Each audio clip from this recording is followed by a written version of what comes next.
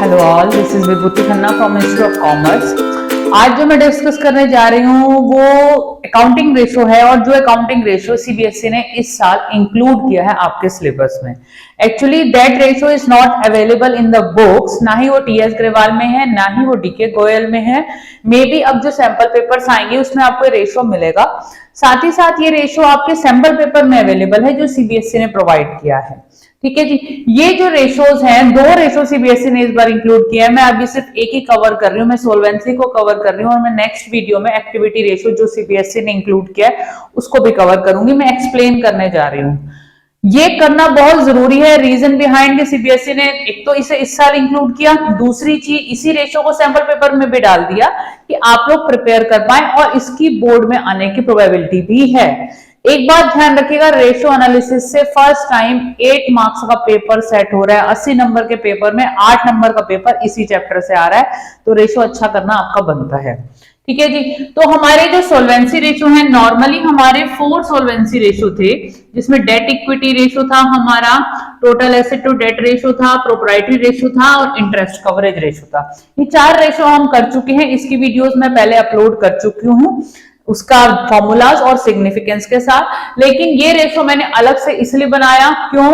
क्योंकि ये रेशो इस साल इंक्लूड किया गया है, तो हाईलाइट करने की वजह से मैंने इसको अलग वीडियो बनाई है। तो इसका जो फॉर्मूला है सोल्वेंसी रेशो के अंदर जो इंक्लूड हुआ है वो है debt to capital employed ratio, that is the ratio which you have to do. इसका जो फॉर्मूला है, long term debt divided by capital employed और नेट एसेट।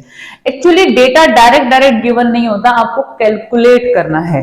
कैलकुलेट करने के लिए आपको जो डेटा है उसको यूटिलाइज करके कैसे कैलकुलेट करना है वो भी मैं आपकी हेल्प करने वाली हूँ। देखिए जी, हमारा फॉर्मूला है long term debt divided by capital employed. अगर तो आपको सारा डेटा डायरेक्ट गिवन है, आप पुट कर दीजिए।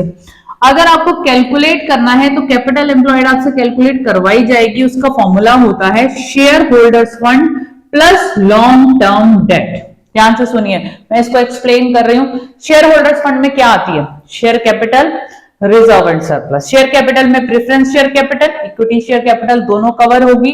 और जो दूसरा हेड है आपका रिजर्व एंड सरप्लस, उसमें सारे reserves and profit and loss का क्रेडिट बैलेंस, वो आपका शेयर होल्डर्स फंड का पार्ट है। ये आप बैलेंस शीट चैप्टर से कर सकते हैं। दूसरी चीज है long term date. Long term date का मतलब है नॉन करंट लायबिलिटी।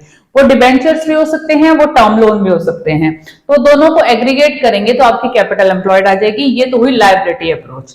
बट कभी कभी हमें डेटा एसेट साइड का गिवन होता है, तो उसके लिए हम क्या कर सकते हैं? हमारा जो अलग फॉर्मूला होता है, दूसरा फॉर्मूला जो होता है एसेट अप्रोच के according, non current asset, NCA means non current assets, यानी tangible fixed assets, intangible fixed assets plus working capital. Working capital का फॉर्मूला क्या होता है? Current assets minus current liabilities. तो ये फॉर्मूला लगाइए, ये फॉर्मूला लगाइए, आपकी चॉइस है, लेकिन आपको डेटा पे डिपेंड कर रहा है। डेटा एसेट अप्रोच के अकॉर्डिंग दिया है, ये लायबिलिटी के अकॉर्डिंग आपको डेटा मिला हुआ है, तो उसी हिसाब से आपको फॉर्मूला लगाना है।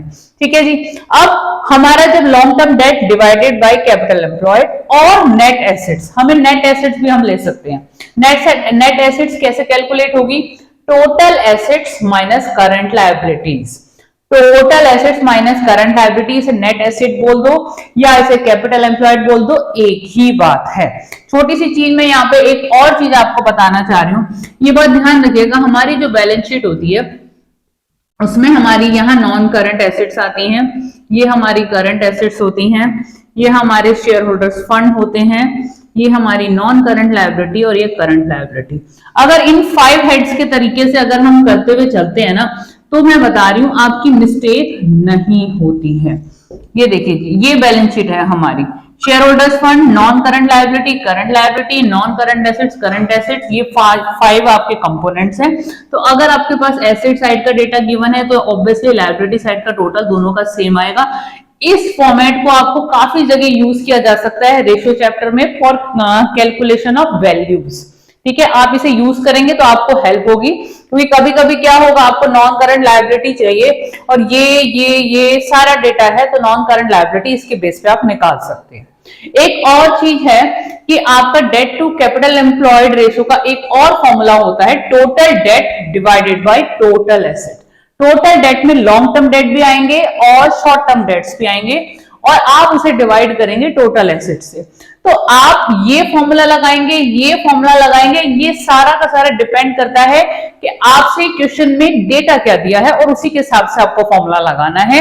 प्रैक्टिस करनी पड़ेगी। एक्चुअली न्यूमेरिकल्स भी बुक में अवेलेबल नहीं है क्योंकि ये था ही नहीं पहले रेशो, अभी इंक्लूड हुआ है।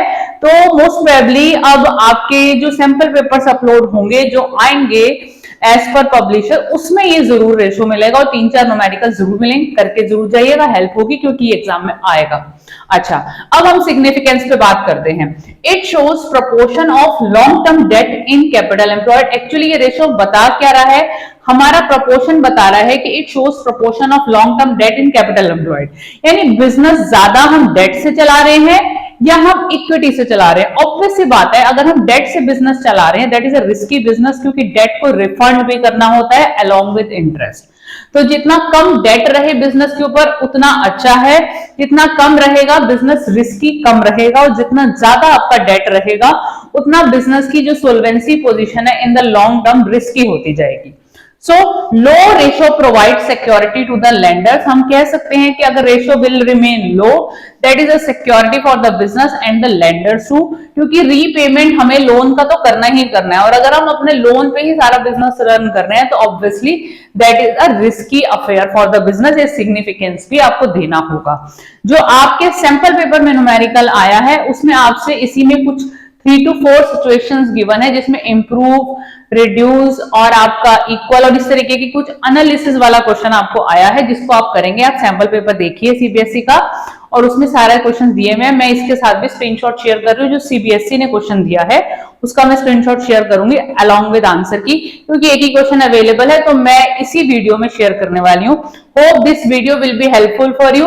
अगर आपको ये अच्छी लगी अपने फ्रेंड्स तक सर्कुलेट कीजिए सो दैट सबकी हेल्प हो, क्योंकि ये डेटा अवेलेबल नहीं है बुक्स में, तो ये आप हो सकता है कि आप करना भूल जाएं, तो ये करना बहुत जरूरी है। Thank you, thanks for watching.